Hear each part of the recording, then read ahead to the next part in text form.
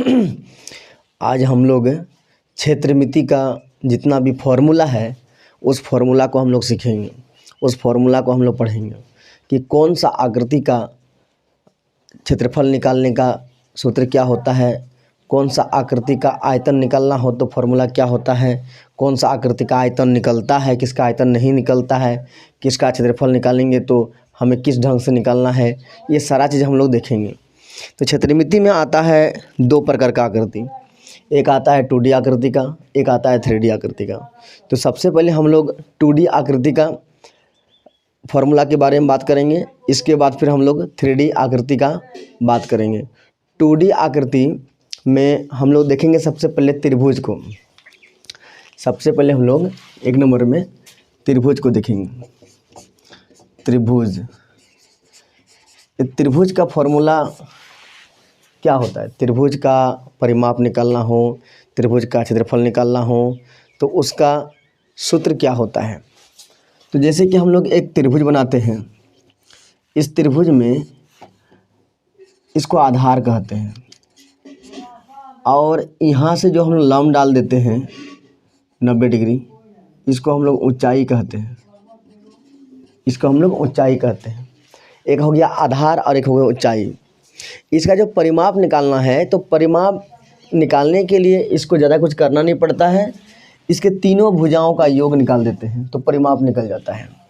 अगर इसका परिमाप निकालना है, परिमाप, तो त्रिभुज का परिमाप निकालना है तो क्या करेंगे? तीनों भुजाओं का योग, तीनों भुजाओं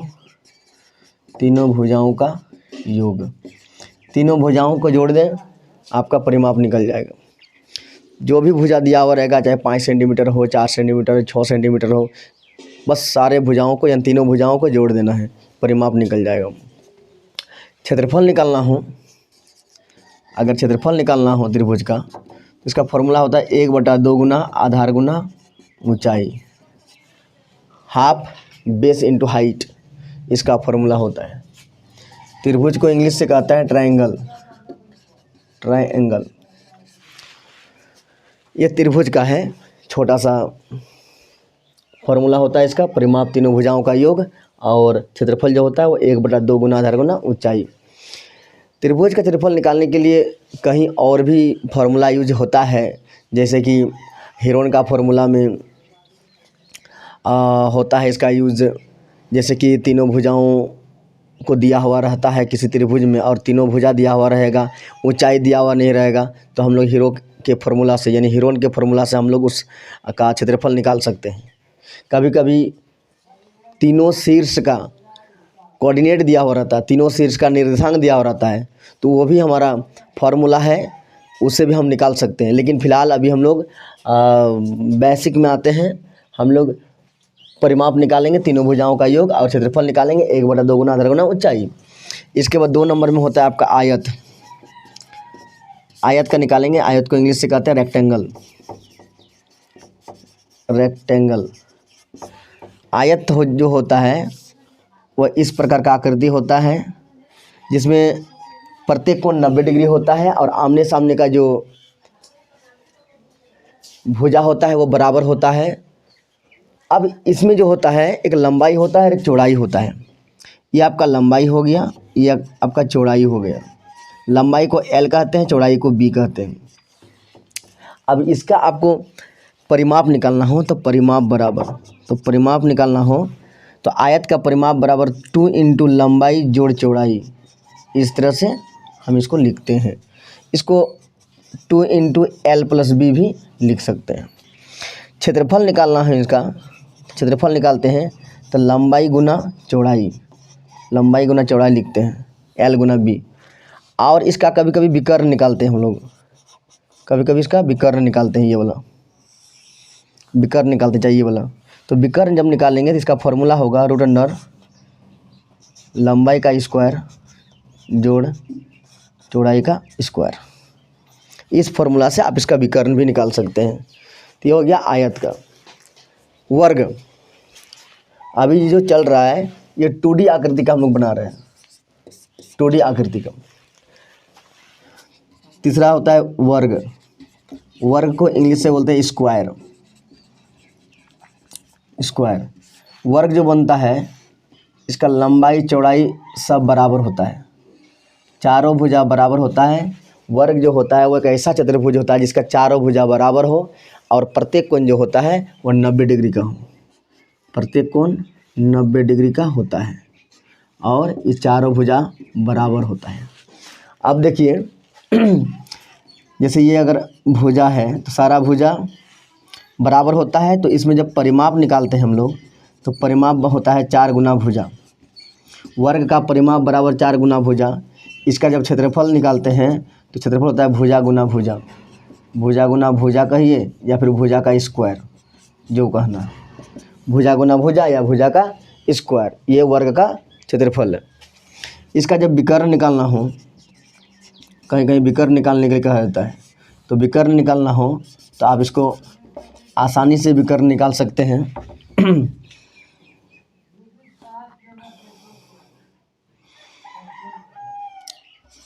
2 रूट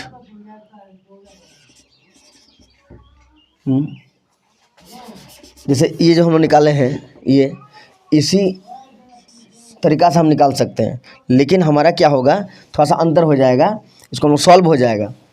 जैसे यहाँ भुजा का स्क्वायर, यहाँ भी हो जाएगा भुजा का स्क्वायर, यहाँ भी हो जाएगा भुजा का स्क्वायर, चाहे कहिए एल स्क्वायर बी स्क्वायर, दोनों बराबर हैं। अगर यहाँ एक्स बोलेंगे तो यहाँ भी एक्स हो जाएगा, एक्स स्क्वायर ऐसा हो जाएगा, x square plus x square ऐसा हो जाएगा। ये क्या हो जाएगा 2x स्क्वायर, ये वर्गमूल निकल जाएगा एक्स स्क्वायर का, एक्स हो जाएगा √2 हो जाएगा। यानी आप कह सकते हैं कि √2 गुना भुजा, √2 गुना भुजा, ये वाला आपका जो हो जाएगा वो फार्मूला हो जाएगा विकर्ण निकालने का। विकर्ण निकालने का फार्मूला जो होगा √2 गुना भुजा। किसी भी वर्ग का अगर विकर्ण पूछेगा, अगर भुजा दिया हुआ है 10 सेंटीमीटर और कहेगा कि विकर्ण कितना होता है, तो आप तुरंत कह सकते हैं कि √2 गुना भुजा होता है, इसका मतलब √2 गुना 10 यानी 10√2, 10√2 उसका विकर्ण हो गया। ये हो गया पर वर्ग। इसके बाद है समानांतर चतुर्भुज या फिर कहिए सम चतुर्भुज। सम चतुर्भुज, सम चतुर्भुज, सम चतुर्भुज में क्या होता है चारों भुजा तो बराबर होता है, लेकिन इसका प्रत्येक कोण 90 डिग्री नहीं होता है, दोनों में ही अंतर है। वर्ग और सम चतुर्भुज में इतना ही अंतर है कि चारों भुजा बराबर होता है, इसमें चारों भुजा बराबर होगा, चारों भुजा बराबर होगा, लेकिन कोण जो है वह 90 डिग्री नहीं होगा। चारों भुजा बराबर होगा लेकिन कोण 90 डिग्री नहीं होगा। तो इसका परिमाप निकालना हो तो परिमाप तो 4 गुना भुजा होता है, क्योंकि चारों भुजा बराबर है, 4 गुना भुजा। लेकिन इसका क्षेत्रफल जब निकालेंगे हम तो ये हो गया आपका D1, ये हो गया D2। D1 यानी diagonal 1, diagonal first diagonal, D2 second diagonal. Diagonal means विकर्ण, पहला विकर्ण दूसरा विकर्ण। क्षेत्रफल का फॉर्मूला होता है हाफ D1 इंटू D2, यानी हाफ यानी 1/2 गुना पहला विकर्ण गुना दूसरा विकर्ण, ये 1/2 गुना पहला विकर्ण गुना दूसरा विकर्ण। इस फार्मूला से हम इसका क्षेत्रफल निकाल सकते हैं। इसके बाद 5 नंबर में, तो 5 नंबर में क्या होगा आपका, 5 नंबर में हम लेते हैं समानांतर चतुर्भुज को, समानांतर चतुर्भुज को, समानांतर चतुर्भुज इसको बोलते हैं पैरेललोग्राम, पैरेललोग्राम इसको लेते हैं हम लोग। समानांतर चतुर्भुज में क्या होता है, इस तरह का आकृति होता है।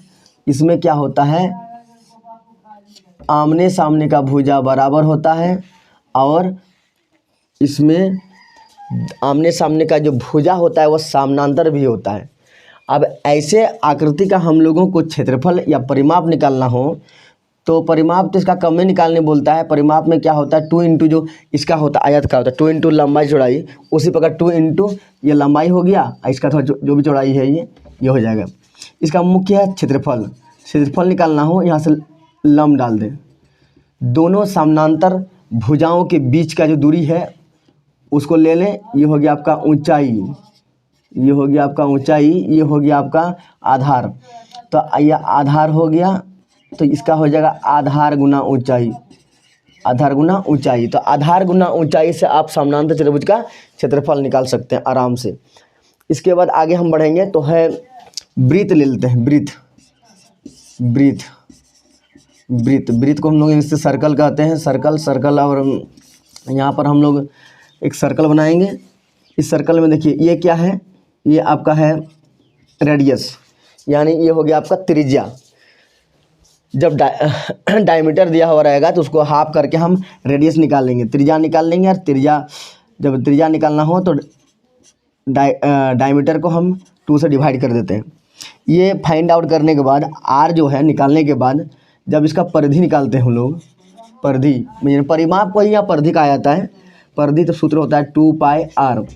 जब इसका क्षेत्रफल निकालते हैं वृत्त का, होता है पाई आर स्क्वायर।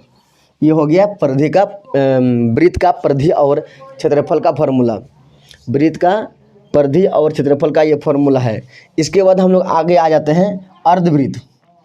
आगे आया था अर्धवृत्त में, तो अर्धवृत्त कैसे बनता है, तो आधा वृत्त बनाना है, आधा वृत्त बनाना है। ये इसका जब परिधि निकालेंगे हम, परिधि निकालेंगे तो परिधि क्या हो जाएगा, ये 2 पाई आर जो है, तो 2 पाई आर को हम 2 से भाग कर देंगे तो पाई आर बचेगा, ये 2 कट जाएगा। इसके बाद क्षेत्रफल जब निकालेंगे हम, क्षेत्रफल निकालेंगे तो क्या हो जाएगा, पाई आर स्क्वायर होगा बटा 2 होगा।